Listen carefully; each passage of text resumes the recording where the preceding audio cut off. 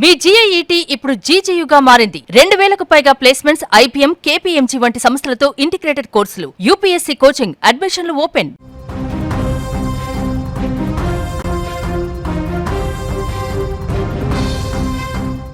విశాఖపట్నం ఉక్కు కర్మాగారంలో చోటు చేసుకున్న విషాద ఘటన రాష్ట్ర వ్యాప్తంగా కలకలం రేపింది.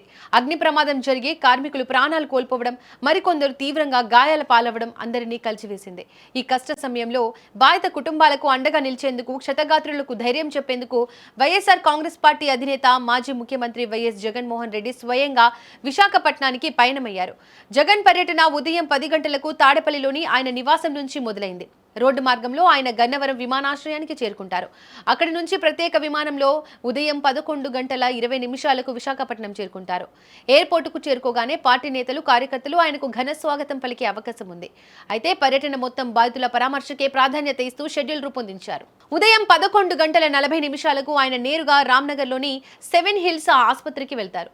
ప్రమాదంలో గాయపడి అక్కడ అత్యవసర చికిత్స పొందుతున్న బాధితులను స్వయంగా కలుస్తారు. వారి ఆరోగ్య పరిస్థితి గురించి వైద్యులను వివరాలు అడిగి తెలుసుకుంటారు.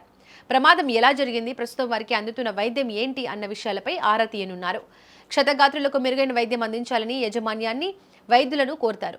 వారి కుటుంబ సభ్యులతో మాట్లాడి భయపడవద్దని, పార్టీ అండగా ఉంటుందని ధైర్యం చెబుతారు. ఆసుపత్రిలో పరామర్శ ముగించుకున్నాక మధ్యాహ్నం 1:10 అక్కడి నుంచి బయలుదేరతారు. మధ్యాహ్నం 1:50 శిలానగర్లోని కిమ్స్ ఐకాన్ ఆసుపత్రికి చేరుకుంటారు. అక్కడ కూడా చికిత్స పొందుతున్న కార్మికులను కలిసి ఆరోగ్య వివరాలు తెలుసుకుంటారు. తీవ్రంగా గాయపడిన వారి కుటుంబాలను ఓదార్స్తారు.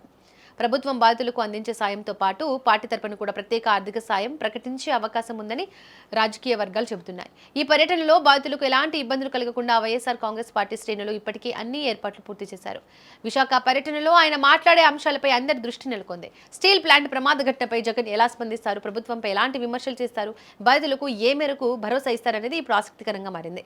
నిరంతరం కార్మికుల సంక్షేమం కోరే నేతగా ఇలాంటి కష్టకాలంలో బాధితులకు దగ్గరగా ఉండి వారి బాధను పంచుకోవడం ద్వారా జగన్ వారికి కొండంత అండగా నిలుస్తున్నారు. విశాఖ స్టీల్ ప్లాంట్ ఘటన కార్మిక లోకంలో తీవ్ర విషాదాన్ని మిగిల్చగా, ఈ పర్యటన బాధితులకు కొంత ఉపశమనాన్ని ఇచ్చే అవకాశం ఉంది. ఎలాంటి అవాంఛనీయ సంఘటనలు జరగకుండా భారీ భద్రతా ఏర్పాట్లు కూడా చేపట్టారు. అంతా బాధితుల పరామర్శపైనే దృష్టి పెట్టారు.